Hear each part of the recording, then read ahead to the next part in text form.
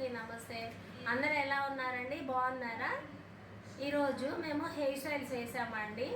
Hair అనేది చాలా రఫ్గా ఉంది, ఏం చేయాలి, ఎలా కేర్ తీసుకోవాలి అని అడుగుతున్నారు. జనరల్గా హెయిర్ రఫ్గా ఉంది అంటే మనం లోపల ఇంటేక్ ఆఫ్ ఫుడ్ ఏం తీసుకుంటున్నాము అనేది చాలా ఇంపార్టెంట్ అండి. మనం ఎక్కువగా అంటే ఫ్రై చేసిన కర్రీస్ ఎక్కువగా తీసుకున్నాం అనుకోండి, అప్పుడు ఆటోమేటిక్గా స్కిన్తో పాటు హెయిర్ కూడా రఫ్గా అయిపోతుంది అనమాట. హెయిర్ అనేది రఫ్గా లేకుండా ఉండాలంటే ఫస్ట్ మీకు అర్థమైంది కదండి, ఏం తినకూడదు. అలాగే తినాల్సినవి ఏంటి అంటే 10 to 15 గ్లాసెస్ ఆఫ్ వాటర్ తీసుకోవాలి. అలాగే కొబ్బరి నీళ్ళు తీసుకోవాలి.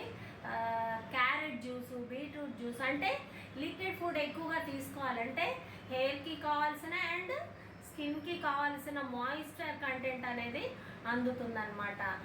అలాగే మీకు స్ట్రెస్ లెవెల్స్ అనేవి మీరు కంట్రోల్ చేసుకోగలిగి ఉండాలన్నమాట.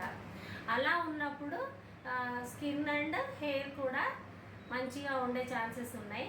ఇప్పుడు హెయిర్ అనేది రఫ్గా ఉంది కాబట్టి ఆ రఫ్నెస్ పోవడానికి బయటకి హెయిర్కి కావాల్సిన ప్యాక్స్ ఏమేమి పెట్టుకోవాలి, మాయిస్ట్ అంటే తేమగా హెయిర్ అనేది ఎక్కువ డ్రై లేకుండా ఎక్కువ జిడ్డుగా లేకుండా నార్మల్గా ఉండడానికి ఏమేమి ప్యాక్స్ పెట్టుకోవాలి అంటే అలోవెరా ప్యాక్స్ పెట్టుకోవచ్చు. అలాగే కర్డ్ పెరుగు, తర్వాత ఎగ్ వైట్స్, ఇవన్నీ కూడా మీకు coconut egg white, lemon with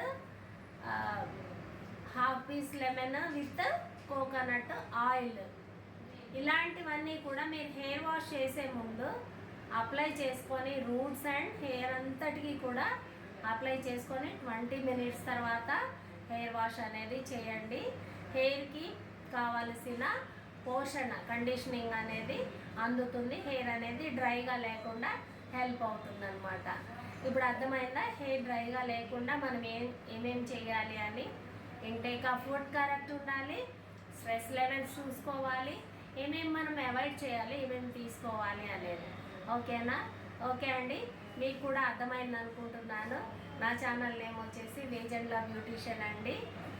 నచ్చితే లైక్ చేయండి, షేర్ చేయండి, సబ్స్క్రైబ్ చేయండి. అలాగే ప్రక్కనున్న బెల్ ఐకాన్ని ప్రెస్ చేయండి. బాయ్ అండి.